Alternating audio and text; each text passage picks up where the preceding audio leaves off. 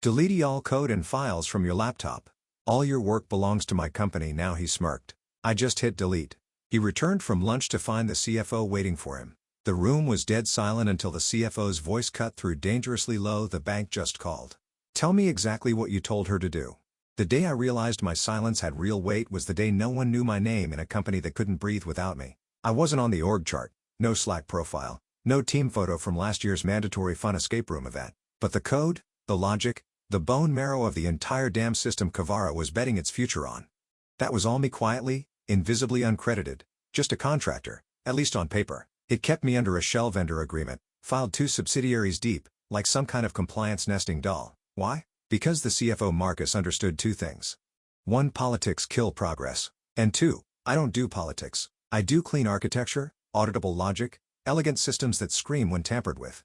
I'd been at Kavara for 27 months, officially billed as back-end compliance consultant, unofficially the architect of their flagship financial operations engine. See, Kavara wasn't just writing enterprise software. They were selling a dream to banks.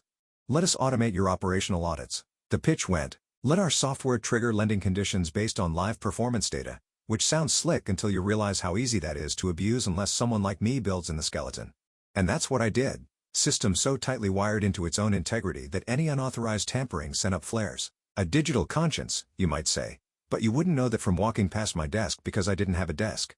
I logged in from my kitchen table, same table where my cat once puked on an Ethernet cable during a sprint review. My name was never called in town halls. HR never remembered to CC me on policy updates. And I liked it that way. No birthday cards, no gendered women in tech LinkedIn posts with my face plastered under a Canva graphic, just clean code, cryptic commit messages, and a direct line to Marcus when the architecture needed finesse. And you know what? I was fine with that. I didn't want the spotlight. Let the VPs elbow each other for headcount and LinkedIn glory posts. I'd rather sip coffee from a chipped mug and build something no one else understood until it broke. Hey, by the way, if you're deep into this story already and haven't subscribed or hit the like button, don't be that guy, seriously. 90% of y'all just lurk. Show the team some love. It's what keeps this engine humming, unlike Kavara's apparently. Anyway, Marcus was the only one who got it. He gave me space, autonomy, and most importantly, authority.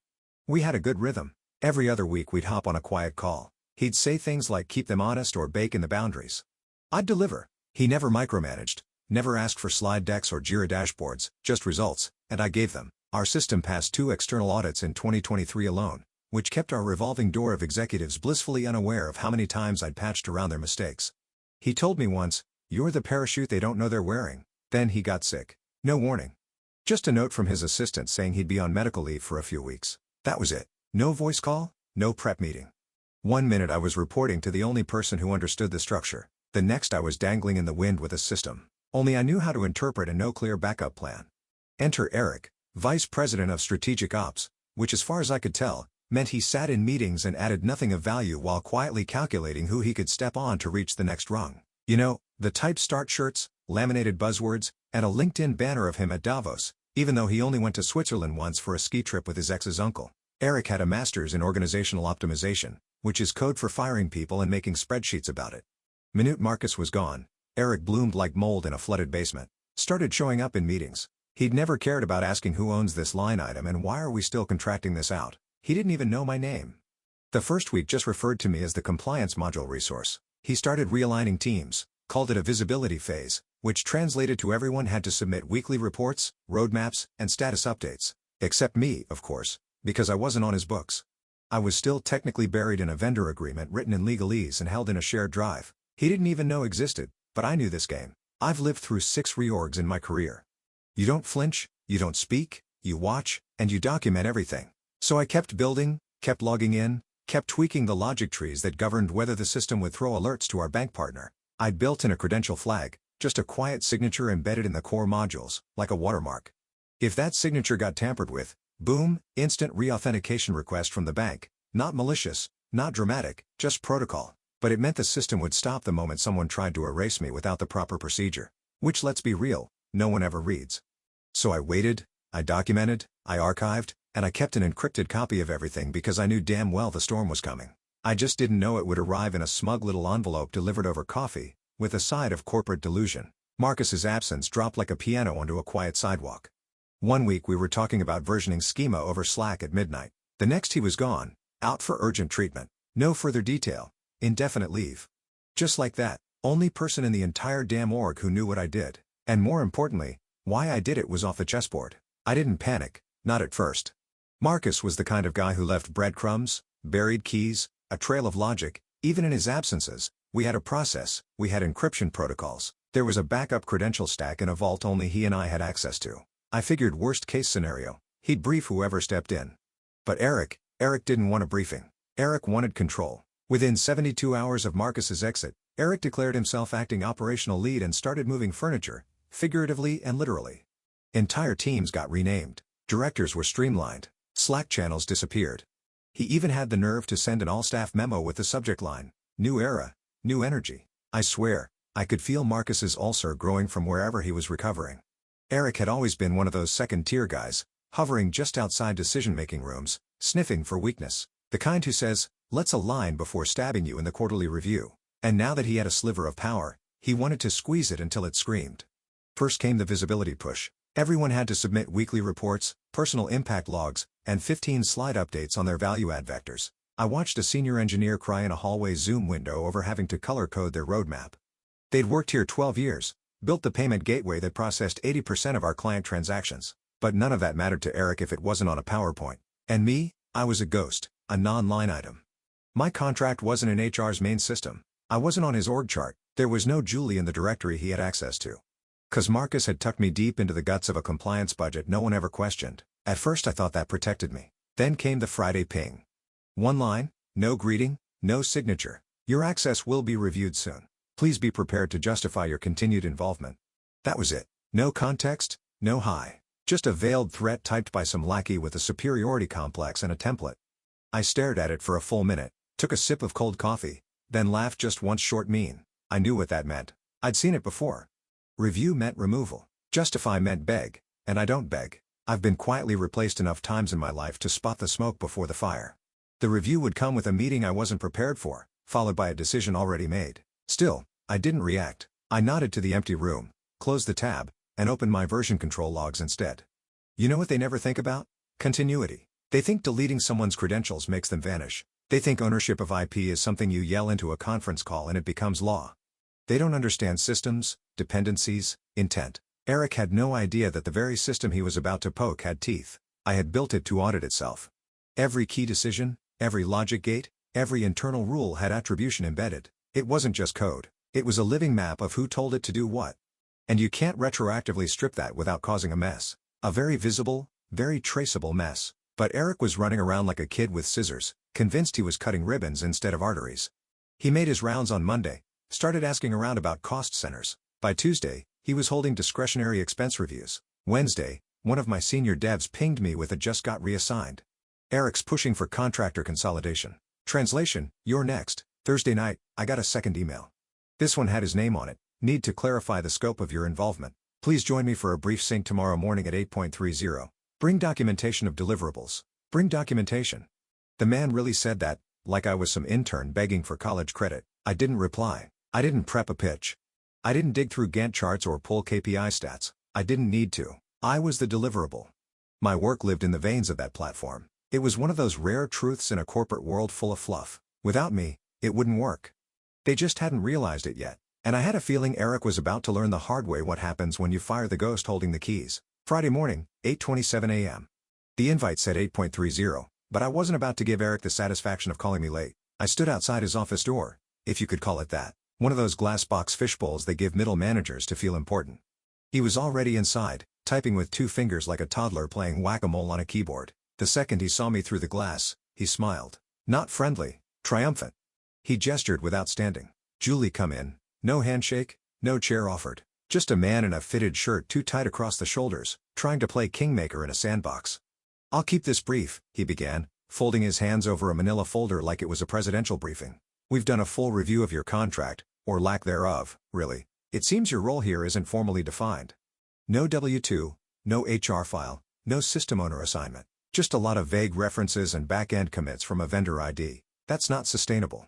I didn't move, didn't blink, just let him talk. Theatrical silence unnerves guys like this. He took a breath, like he was winding up for the big finale. "You've contributed to some valuable architecture. I won't deny that," he said. in the same tone you'd use to compliment a barista's latte art, but value needs ownership. And right now there's too much ambiguity around yours. So, effective immediately, your contract is terminated. Please remove all company-related files from your local environment. Delete any proprietary code or documentation. You'll receive a final payout via your vendor. And of course, he paused here, smirking like he was delivering a punchline only he thought was clever. All your work belongs to the company now. I smiled, just slightly, like someone who's already packed their bags before the breakup. Any questions? He added, smug. Just one, I said. Do you mind putting that in writing? He blinked, but only for a second. Then he reached for the folder and slid a single-page memo across the table. It was already printed, already signed. To whom it may concern, effective immediately, the services of vendor, Larkspur Systems and associated personnel, duly redacted, are no longer required. All proprietary work conducted under this agreement is considered the intellectual property of Kavara Holdings Incorporated. All local data and systems must be permanently deleted. Eric Donovan, VP Strategic Ops. I read it once. Folded it neatly. Slipped it into my bag. Understood, I said. I didn't defend myself. Didn't argue. Didn't explain that the language in his memo directly violated 3 clauses of the original vendor agreement Marcus had filed under the CFO's compliance umbrella. Because explaining would imply I needed his permission to exist. Instead, I stood, nodded once, and walked out. No dramatic door slam. No parting shot. Just the click of my heels on laminate tile and the whir of the badge reader as I handed in my access card to a receptionist who looked like she wanted to disappear into the ficus plant beside her. By 9:10 a.m., I was back at my apartment. I made coffee, sat in silence, watched the steam curl above the mug like breath in winter. My laptop was open and the terminal waited. Lank expectant, I opened my local repository. Thousands of lines of code. Branches, diffs, documentation trails, all of it mine, all of it tied to my digital signature. And now per Eric's order, all of it slated for deletion. So I did exactly what he asked. I deleted everything. I didn't archive it, didn't hide it in some encrypted folder or squirrel it away in a private repo. I deleted the local environment, the dev tools, the mirror backups, the test harnesses, even the architecture diagrams stored in my OneNote. Gone. All of it, like it had never existed. But see, Eric made a fatal assumption. He thought my laptop was the system. What he didn't understand what Marcus did was that my real value wasn't in the code I stored. It was in what I built into the code. Triggers, checks, identity flags, compliance logic that screamed when it was tampered with. He hadn't just fired a contractor. He yanked a thread out of a live circuit thinking it was decorative. And now that thread was sparking. Before I shut the lid, I did one more thing. I opened a secure cloud drive I hadn't touched in over a year. Encrypted, 2-factor authenticated, accessed only through a fingerprint-secured terminal app Marcus had once jokingly called my black box. Inside was a folder named just in case I opened it. There it was, the memo scanned timestamped, signed by Eric Donovan, directly instructing me to delete active company IP. I duplicated it, not because I needed to use it right away, but because something in me had shifted something cold, metallic, precise. It wasn't fear. Fear was soft. This was different. This was war protocol. And Eric, he just fired the one person holding the detonation codes. Eric didn't waste a second savoring his tiny power trip. By noon, I was already getting word through back channels, Slack messages from engineers who knew better than to openly acknowledge me. The tone was always the same, forced casual, vaguely apologetic. Hey, just heard you're off the project. That sucks. Eric's calling it a streamlining. He said you were legacy overhead. Unclear if he knows what half your code does. FYI, he told the data team you left voluntarily. Said something about rotating in fresh perspective. Also, what the hell is happening with the metrics dashboard? I didn't reply, just read and archived. Eric apparently had done a little victory lap that morning. Popped into the product lead's huddle and bragged about cleaning out inefficiencies. Said I was a black box dev who'd been over-architecting things. One of the junior PMs swore he heard Eric say I kept legacy code alive just to justify my existence. Cute. Let him talk. Let him posture.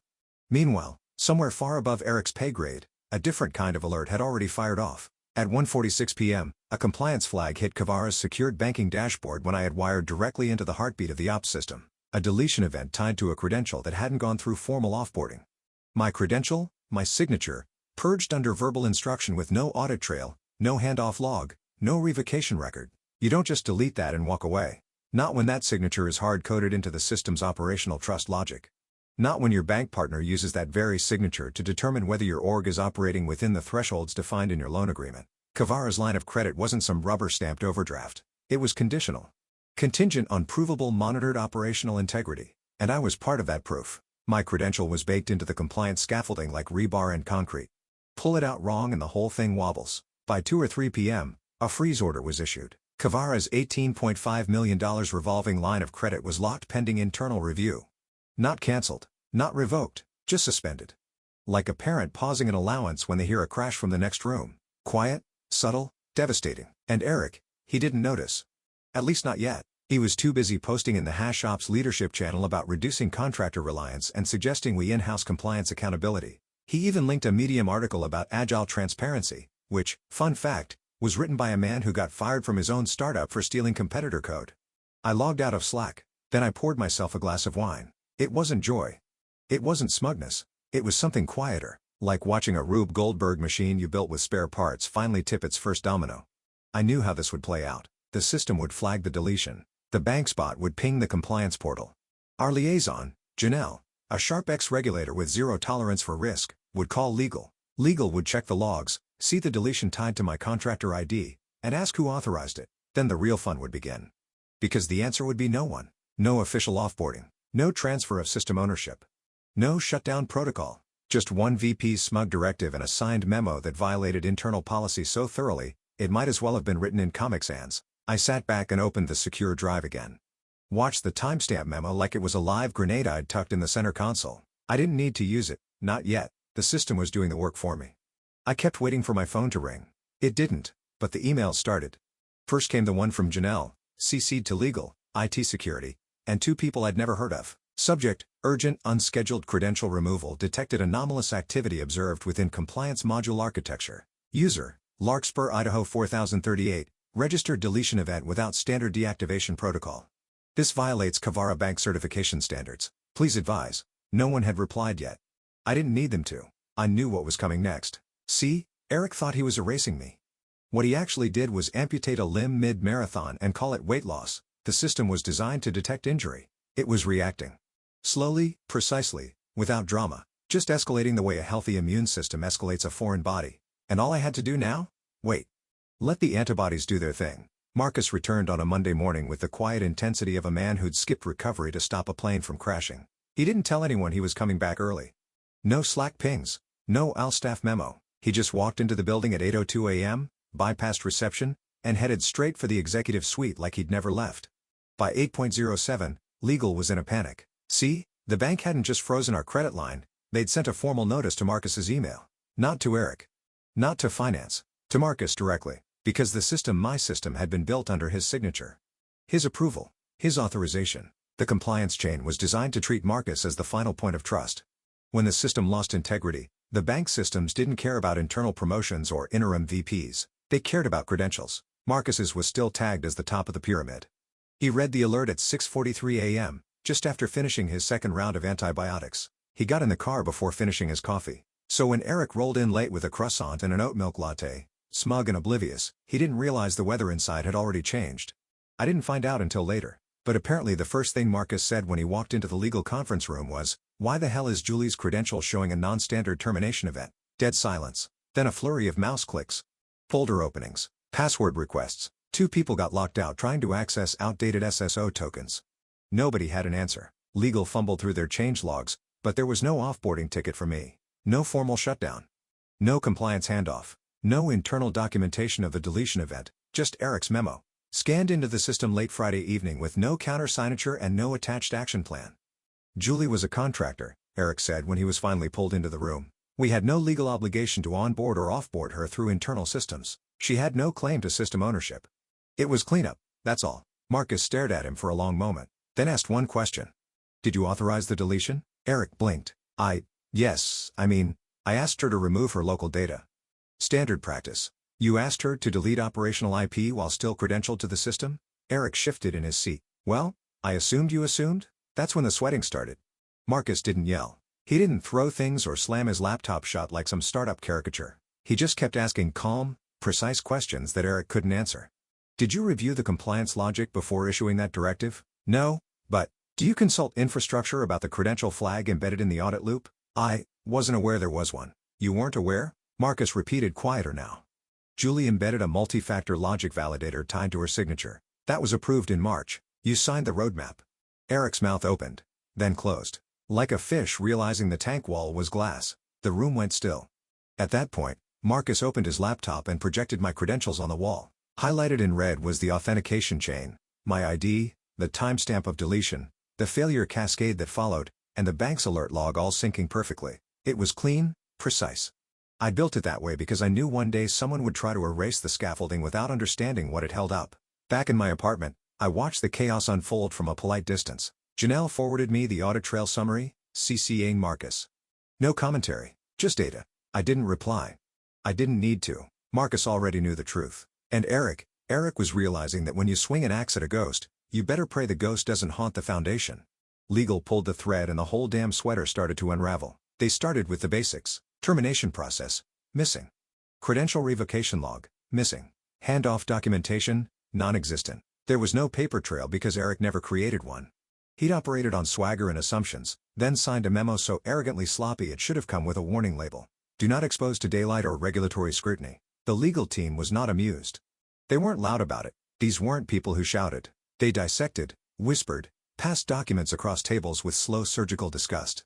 One by one, they ticked boxes on their compliance checklist and each one came up empty. No documented offboarding procedure, no approval from the compliance officer, no backup credential manager assigned, no contingency for system integrity verification. It was like watching someone fail an open book test on fire safety after torching the building.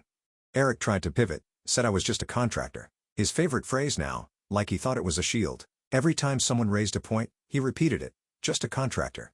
As if that erased the architectural backbone I'd built into the guts of their compliance engine. As if external status negated internal consequence. He made the rounds all week, squirming from one meeting to the next with that frozen sales bro smile cracking around the edges.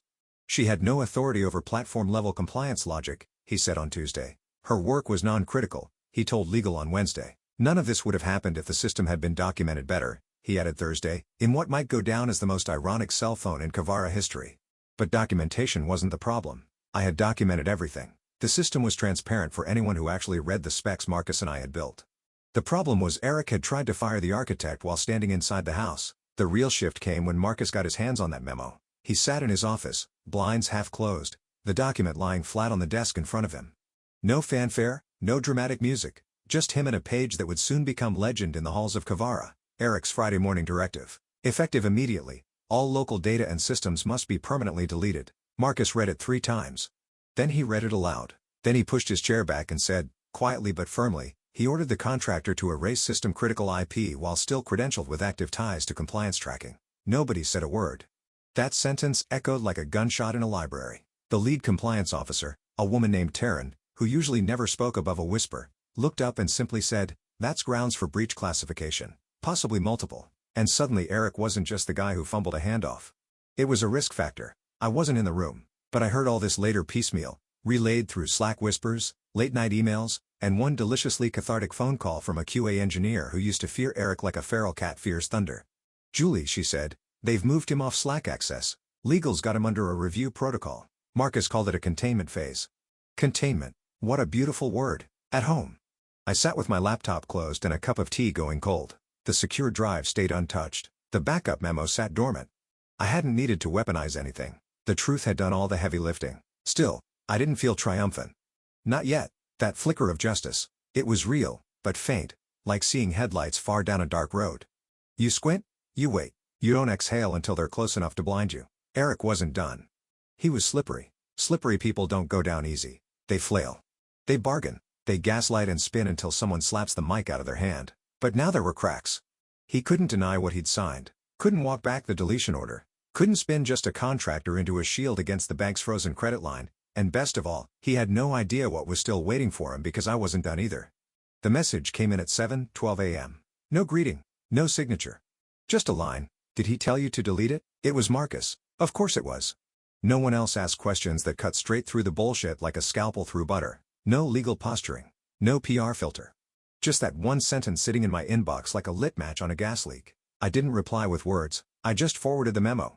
The one Eric had so confidently handed me across his little foam mahogany desk, still warm from the printer tray. His name stamped at the bottom. His language clear. His hubris preserved in PDF like an insect in amber. 2 minutes later I got the read receipt. 4 minutes after that I watched an encrypted Dropbox folder flicker to life. Access. Temporary CFO channel. Inside I saw my old documentation. Contracts. Change logs. System maps. Files Marcus had apparently archived even after legal wiped me off the books. He never really let go of the reins. Not fully. I'd been erased from the system but not from his memory. Smart man. He knew I'd built our audit logic like a suspension bridge. Elegant. Weight-bearing but anchored in very specific places. And if you pulled out one of those anchors without re-engineering the entire support system, you didn't get a reorg. You got a collapse. Around 1040 the CFO's office responded to the bank's latest request. Please provide documented justification for the deletion of Julie redacted as credential and a full map of her operational access. Marcus didn't send them a white paper. He sent them Eric's memo. No edits.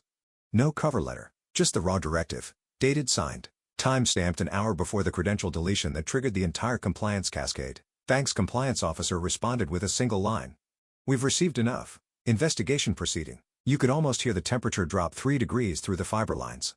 That's when the second call came. This one wasn't from Marcus. It was from Janelle at the bank. We're moving into the verification stage. We need system assurance from the original architect. That phrase original architect landed soft in my ear, but sharp in the chest. Like being handed back a name. Someone else tried to burn off your skin. I didn't gloat.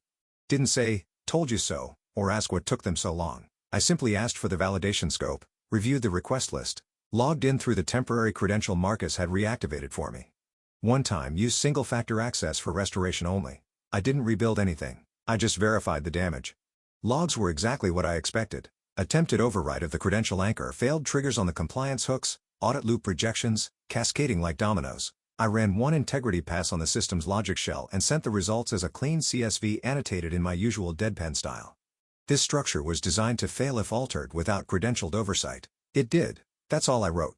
No fluff, no emotion, just fact. The machine had worked. The trap had sprung and now it was documenting its own dismemberment like a forensic pathologist. Back in Kavara's offices, the walls were closing in. Eric wasn't gone yet, but he was surrounded. His Slack status had gone gray. The kind of gray that doesn't mean busy or away, but lawyered. And me, I was still at home. Same chipped coffee mug, same cat sprawled across the printer, but something had shifted. I wasn't the ghost anymore. I was the echo, the proof, the original architect. And Eric's world was collapsing under the weight of something he never saw coming. Quiet, deliberate accountability. Rage was a distant memory now. Cold fire burned out. All that remained was observation, clinical, detached. I wasn't steering the ship. I was just watching the black box record everything as it sank. And in that stillness, in that perfect airless moment, I felt something like peace, not forgiveness, not closure, just gravity doing its job. Monday morning came dressed in corporate drag, sunlight through the blinds, burnt coffee in the break room, and the smell of nervous sweat pretending to be deodorant. But Eric strolled in like it was just another day in his little fiefdom. He walked through the lobby with that same puffed chest swagger, Bluetooth earpiece jammed in like he was waiting for a call from Elon Musk. The front desk girl didn't say good morning. Neither did the elevator. At the 14th floor, the doors opened and he stepped out like Caesar returning from campaign until he saw them. Marcus was already inside his glass box of an office, back to the window, jacket off, sleeves rolled, memo in hand. Next to him stood Angela from legal, posture so stiff she could have been carved from audit-grade granite. No one said a word. Eric froze just half a step into the carpet. You know that scene in old westerns where the saloon goes quiet and everyone stops moving but the fan? That was the whole floor. Developers stopped typing. PMs glanced sideways. Someone at reception coughed like it was a gunshot. Marcus didn't motion him in. He just looked at him, held that gaze like a steady hand on a trigger. Eric walked in. Angela shut the door behind them. No pleasantries. No laptop open. Just a man holding a single sheet of paper and the exact tone of voice you use right before a verdict. The bank just called, Marcus said, his voice ice smooth. Tell me exactly what you told her to do. Eric blinked twice. I instructed her to remove local data, standard policy under termination. Exactly what you told her to do. Eric's mouth opened and shut again like a goldfish auditioning for an alibi. I told her per the memo that her services were terminated immediately and to delete any proprietary data from her system. I assumed Angela cut in sharp as a blade. You assumed what, Mr. Donovan? That she'd been properly off-boarded, he stammered. That the credential triggers had been reset. Marcus didn't blink. Did you check? Eric swallowed. No. Did you verify her architecture before issuing the deletion? No. But I thought no. But you thought, Marcus echoed quietly. You thought the ghostwriter of our compliance engine, the one tied to our bank's active line of credit, could be deleted like an expired Google Drive file. And now that ghost has bank-side validation credentials and you handed her the detonator. Angela slid a file across the desk, bank logs, audit failures, a timestamp deletion event tied directly to Eric's Friday morning memo. You triggered a cascading compliance failure. She said, which froze $18.5 million in operating credit. You exposed us to breach classification and potential investor fallout. Eric's voice dropped. It was a misunderstanding. Marcus leaned forward, one hand flat on the desk, the other still holding the memo like it was radioactive. No, he said, cold and final. It was negligence. And now we're on a 72-hour remediation leash with a partner who doesn't make second mistakes. They want documentation, they want assurance, and they want the one person you erased brought back in to clean up your mess. Eric said nothing. Outside the office, a couple of engineers pretended to refill water bottles for the third time that hour. The entire floor was pretending not to listen, but they all heard it when Marcus said, "You're suspended from all platform operations, effective immediately." Eric's chair creaked under the silence. He didn't stand, didn't argue. He just sat there pale and blinking like a man watching the credits roll on A. He thought he was starring in, only to find out he was the villain all along. Angela gathered the files. Marcus opened his laptop. The board was waiting, so was the bank. And for the first time in his climb up the ladder life, Eric Donovan was no longer in control of anything except how long he could keep from vomiting in his own mouth. And me. I was logged in from a one-time credential, watching the same logs Marcus had. No access to edit. No need. The code spoke for itself now. The system was louder than I'd ever been. All I had to do was watch. By 4:17 p.m., Eric was gone. Not fired. Pending compliance investigation. The kind of phrase that sounds like it's wearing a tie and holding a shovel. They didn't even let him return to his desk. IT disabled his badge before legal finished the sentence. Security walked him out with all the grace of a sitcom extra. He didn't argue. He didn't wave. He didn't make eye contact. He just disappeared into the elevator. Left behind was the memo, the audits, the vacuum. And me. Marcus called at 4.43. No small talk. No preamble. We've reinstated your contractor access under the Larkspur shell. Thanks request. One-time credential.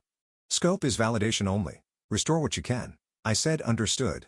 He added, Julie, thank you. I didn't respond. There's a certain silence you earn. One that doesn't need to be filled with pleasantries or apologies. He knew what he let Eric do. He knew I'd been erased without a second thought. But now he also knew who kept the company breathing when no one else noticed the chest compressions. At 5:09 p.m., I logged in from a cold boot terminal. System recognized me.